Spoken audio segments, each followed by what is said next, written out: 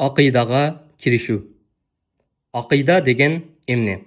Акыйда бекем байлоо, түйүн деген маанидеги сөздөн келген. Бекем ишенимди билдирген сөз. Ислам акыйдасы туура ишеним эмне экенин, ыйман шарттарын үйрөтөт.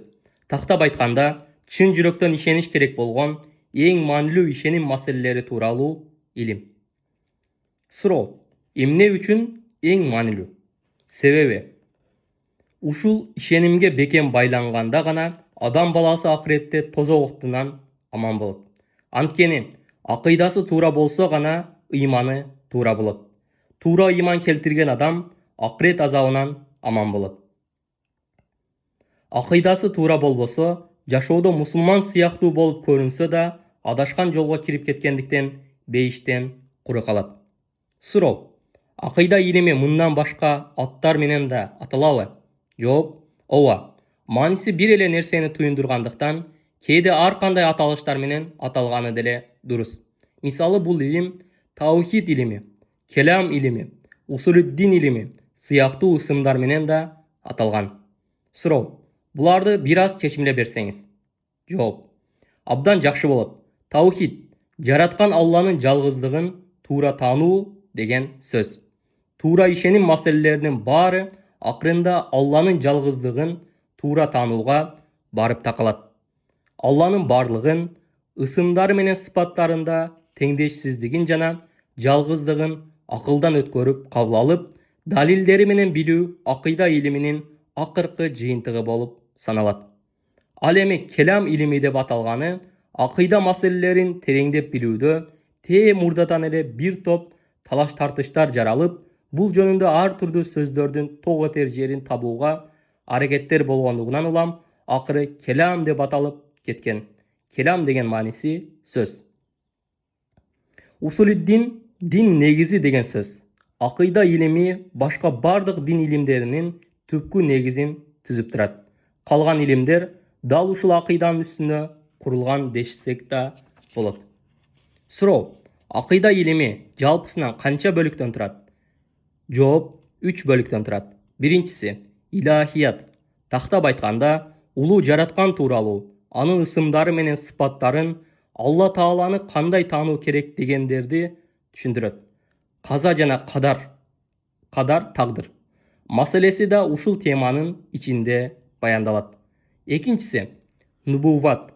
Пайгамбарлар жөнүндөгү маселелерди чечмелейт. Үчүнчүсү семият.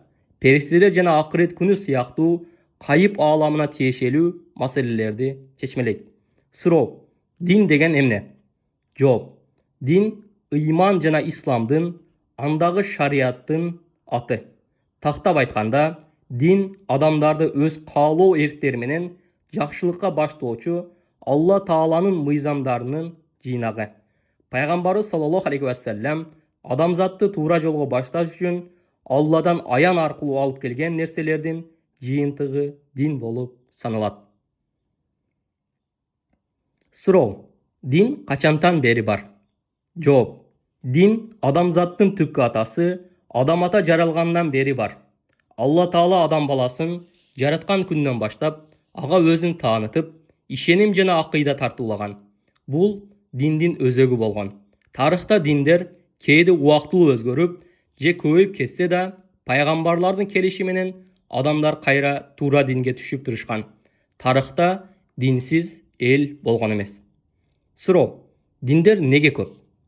Жооп: Алла Тааланын алдында бир гана дин, таухид акыйдасын өзөк кылган ислам дини гана туура дин болуп эсептелет. Биринчи пайгамбар Адам атадан баштап, эң акыркы пайгамбар Мухаммедке саллаллаху алейхи вассалам чейинки бардык пайгамбарларга түшүрүлгөн диндер кандай ат, кандай наам менен аталбасын, бардык диндердин өзөгү бир гана таухид болгон. Пайгамбарыбыз мындай деген: биз пайгамбарлар коомчулугу аты-энебиз башка болсо да, динибиз бир эле. Шариятта гана айырмачылык бар. Бул айтылганы Бухариде келген. Суроо: динде канча түргө бөлүнөт? Жооп: жалпысынан 2 түргө бөлүнөт. Туура дин, туура эмес дин. Суроо: туура дин деген эмне? Туура дин деген Алла Таала тарабынан пайгамбарлар аркылуу адамзатка келген жана түпкүлүктүүлүгүн өзгөртпөстөн сактаган дин. Бул өзгөчөлүккө эгедер дин эң акыркы пайгамбар Мухаммед саллаллаху алейхи вассалам аркылуу келген ислам дини болуп саналат. Суроо: туура эмес дин деген эмне? Ал эки түрдүү болот. Тегинде пайгамбарлар аркылуу Алла Таала тарабынан келген болсо да, кийин адамдар тарабынан бурмаланып, өзгөртүлүп жиберилген диндер. Мисалы, христиан жана жөөт диндери сыяктуу. Христиан дини Иса пайгамбар аркылуу, жөөт дини Муса пайгамбарлар аркылуу илгерки бир кездерде Алла Тааладан келген болсо да, замандардын өтүшү менен бул диндер ыйык китептери менен бирге бурмаланып, өз нугунан чыгып өзгөрүп кеткен. Экинчиси, Алла Таала тарабынан келбестен адамдар тарабынан чыгарылган диндер. Мисалы, Будда, Индус жана башка диндер. Суроо: ислам дининин башкы максаты эмне? Исламдын башкы максаты адамдарды эки дүйнөдө, бул дүйнөдө жана акыретте бактылуулукка жеткирүү. Суроо: динибиздин 3 тиреги кайсы? Жооп: диндин тиреги 3. Биринчиси ыйман, экинчиси ислам, үчүнчүсү ихсан. Суроо: буларды бир аз түшүндүрө кетсеңиз жакшы болот. Ыйман жүрөктөн ишенүү жана тил менен айтуу же ишеним системасы. Тактап айтканда, Аллага, периштелерине, китептерине, пайгамбарларына, акырет күнүнө, жакшылык, жамандык, ар нерсе Алланын тагдыры менен болооруна, өлгөн соң кайра тирилүүгө ишенүү. Ислам болсо Аллага толук баш ийүү же амал системасы. Тактап айтканда, жогорку ыйманды да өзүнө камтуу менен бирге намаз окуу, зекет берүү, орозо тутуу жана чамасы жеткен адамдын ажылыкка баруусу. Ихсан болсо өтө бийик тарбия системасы. Тактап айтканда, ар бир нерсени чынчылдык менен, адилеттик менен аткаруу. Аллага кудум аны көрүп тургандай ибадат кылуу. Таухид деген эмне? Таухид Алла Тааланын бар экендигине жана жалгыз экендигине ишенүү. Тагыраак айтканда, Алла Тааланын өзү жападан жалгыз. Анын сыпаттары, кылган иштери да жалгыз. Эч бир шериксиз, теңдешсиз экендигине ишенүү. Суроо: Алла Тааланын өзү, сыпаттары жана иштери жалгыз дегенди кандай түшүнөбүз? Алла Тааланын өзү жалгыз дегенибиз, Алла Тааланын жападан жалгыздыгы, эч нерседен куралбагандыгы жана Аллага окшогон башка нерсенин же шеригинин жоктугу. Анткени бир нерседен куралган же шериги бар бирөө башка бир нерсеге муктаж болоору шексиз. Алла Таала эч нерсеге муктаж эмес. Алла Тааланын сыпаттарында жалгыздыгы дегенибиз, анын ар бир сыпатынын жалгыздыгы, окшош түрдөгү эки сыпатынын, мисалы, эки кудурети же эки түрдүү илими жоктугу. Ошондой эле эч бир макулуктун же нерсенин сыпаты Алла Тааланын сыпаттарына эч бир жагынан окшобостугу. Иштеринде жалгызды, жаратуусунда, башкаруусунда жалгыздыгы деген сөз. Тактап айтканда, Алла Таала каалаганын тикелей өзү жаратат.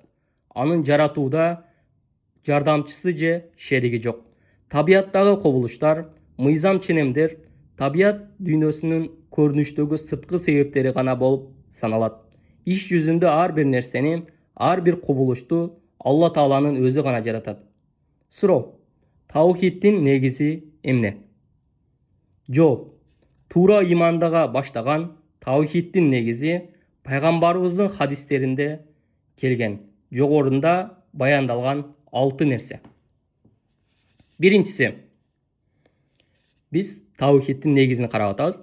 Биринчиси Аллага, экинчиси периштелерине, үчүнчүсү китептерине, төртүнчүсү пайгамбарларына, бешинчиси акырет күнүнө, кыяматта эсеп кысапка, тараза, бейиш жана тозок бар экенине ишенүү. 6. Жакшылык менен жамандык Алланын тагдыры менен болоруна ишенүү. Булар ыймандын 6 шарты деп да аталат. Суроо: таухидти улухият, рубубият деп бөлгөн туурабы? Жооп: мындай бөлгөн таптакыр туура эмес. Таухид бөлүнбөйт, бир эле болот.